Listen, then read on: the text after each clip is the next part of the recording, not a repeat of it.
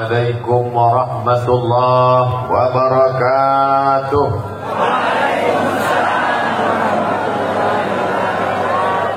Apa kabar semua jamaah Masohi, sehat? Alhamdulillahi rabbil alamin. Allahumma salli ala sayyidina Muhammad. Allahumma salli wa sallim wa barik alaihi wa ala alihi.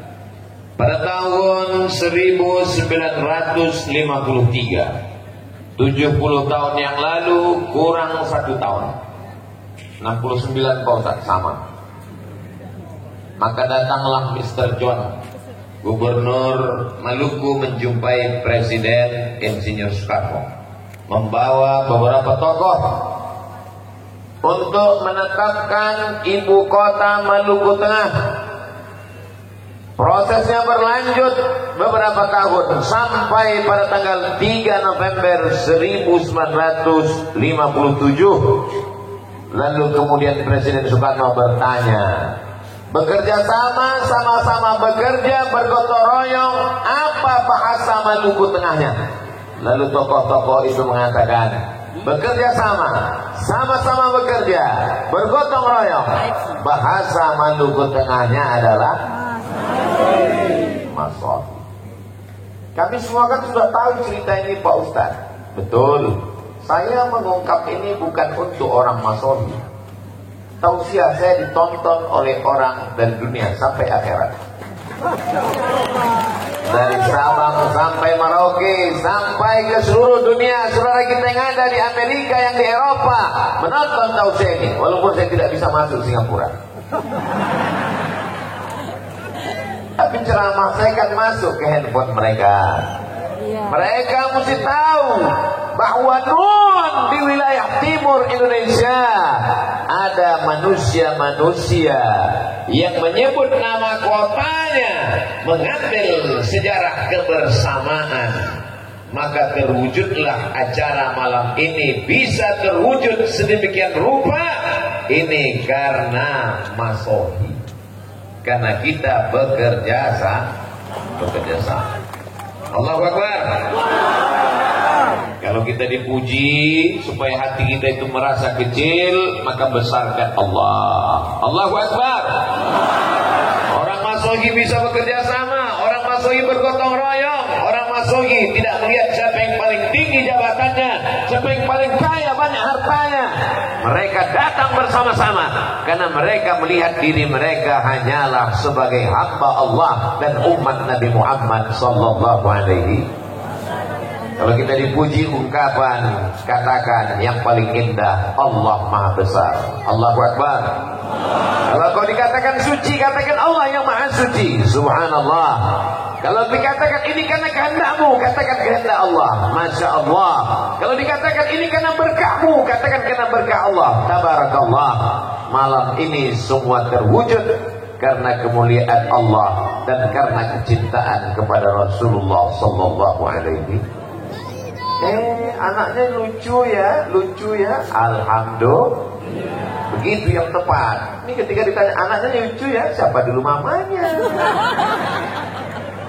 Ini bukan orang Masohi. Ini orang mana? Gak tahu dari mana.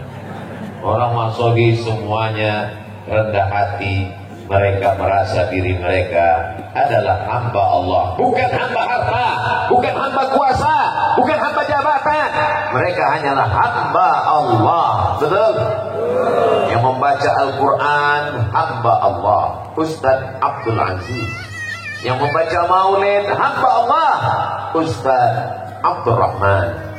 Orang Masohi yang berada di Yaman Hadramaut belajar hamba Allah, Ustaz Abdul Rahim. Yang tausiah hamba Allah Abdul Somad.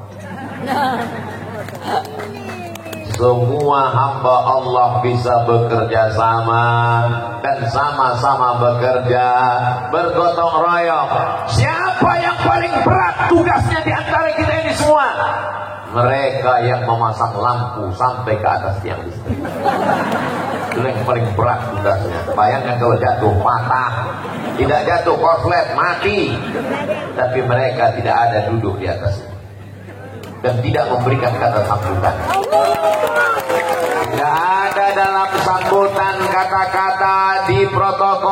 menulis berikut ini. Mari kita dengarkan sepatah dua patah kata dari pemasang lampu.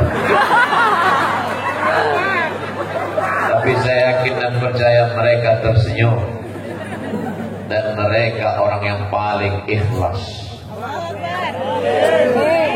Abdul Somad mungkin pahala ceramahnya sudah diambil oleh subscriber, viewer, dan follower. Ria, angkuh, sombong, merasa hebat. Tapi mereka saudara-saudaraku yang bekerja sama tidak tampil ke depan. Siapa yang memasang uang-uang 2000 ini? Telur ayam, bendera kecintaan mereka kepada Sayyidina wa Maulana Muhammad sallallahu alaihi wasallam. Permen-permen lambang tapak kaki. Disinilah tapak kaki yang dihisap-hisap. Saudara yang dimuliakan Allah, apa ini? Ini semua untuk mengingatkan anak-anak kecil. Mereka punya kenangan, punya sejarah. Kami dimasohi, disediakan permen. Kami dimasohi, disediakan telur ayam. Sudah direbus. Kami dimasohi, ada pisang. Begini kami diingatkan oleh kakak kami, abang kami, ayah kami, ibu kami, kakek kami, nenek kami, bahwa hari ini kami berbahagia karena kelahiran Sayyidina wa Maulana Muhammad sallallahu alaihi. Allahumma salli ala Sayyidina Muhammad wa asghili بظالمين وأخرجنا من بينهم سالمين وعلى آله وصحبه أجمعين صلى الله ربنا على النور المبين أحمد المصطفى سيد المرسلين آله وصحبه أجمعين وعلى آله وصحبه أجمعين. Sama-sama kita hormati Forkopimda Kabupaten Maluku Tengah. Betul? Pimpinan Ormas, Bapak Ketua beserta seluruh anggota DPRD yang berhadir, pimpinan TNI Polri, Bapak Danpom, Bapak Dandim, di tengah kesibukan hadir bersama kita. Ketua Majelis Ulama Indonesia, Nahdlatul Ulama, Kepala Kantor Kementerian Agama, Kepala Dinas Kepala Kantor, Kepala ada kepala tak ada kepala. Semua yang hadir ini, para habaib, al-ulama al-ajillah, Ustaz Fathuddin, Sayyidi al-Hadid, Rifqi al-Hamid, yang besar tak dihimbau gelar, yang punya nama tak dapat disebutkan karena kalau disebutkan sampai azan subuh baru selesai. Hadirin hadirat, muslimin muslimat, mukminin mukminat, yang belum kawin dan belum sunat, semuanya dimuliakan Allah Subhanahu wa taala. Amin ya rabbal. Nanti kalau yang saya sebut cuma yang ada jabatan aja, oh aku kenapa tidak disebut? Dengan disebutkannya tadi semua sudah terwakili, betul? Betul. Saudara yang dimuliakan Allah Subhanahu wa taala, apakah Nabi Muhammad sallallahu alaihi wasallam ada mengajarkan masohi? Tidak. Ada. Nampaknya jamaah udah mulai tidur ini. Apakah Nabi Muhammad sallallahu alaihi wasallam ada mengajarkan masohi? Ada. Ada mengajarkan gotong royong? Ada. Ada mengajarkan kerjasama? Ada. Mana buktinya? Ketika terjadi renovasi Ka'bah, karena ada suatu yang terjadi di Makkah, maka pembangunan Ka'bah diadakan renovasi. Akhirnya orang-orang Makkah, orang-orang Quraisy bertengkar, siapa yang paling layak meletakkan Hajar Aswad. Kata satu kabilah, kami yang paling layak. Kata satu suku, kami yang paling terhormat, maka kami yang meletakkan Hajar Aswad. Ini Ustaz marah atau gimana? Ini suara karena sudah masuk uras.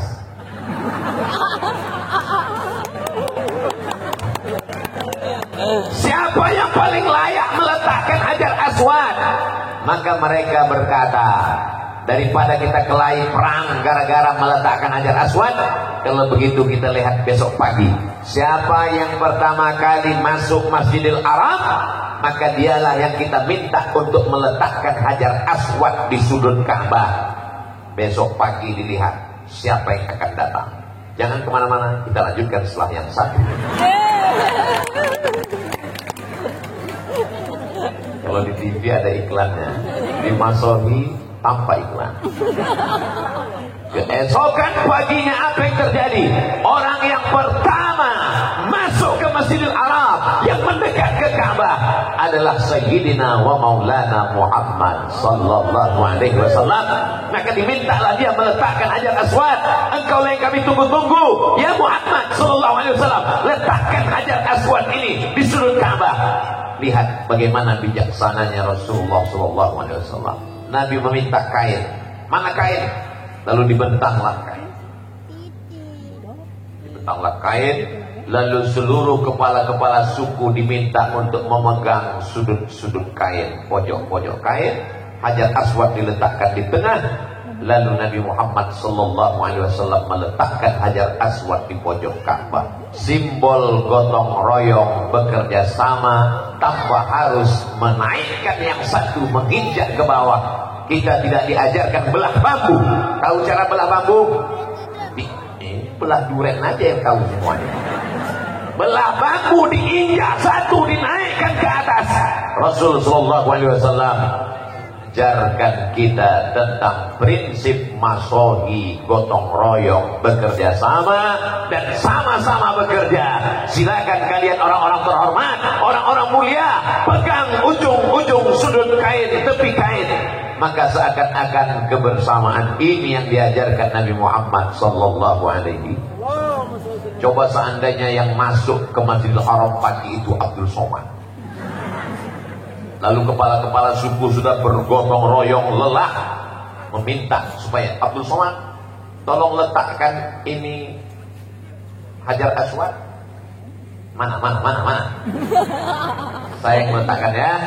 Saya yang membangun, saya yang bekerja keras, saya yang berwakaf, saya berinfak, saya yang meletakkan.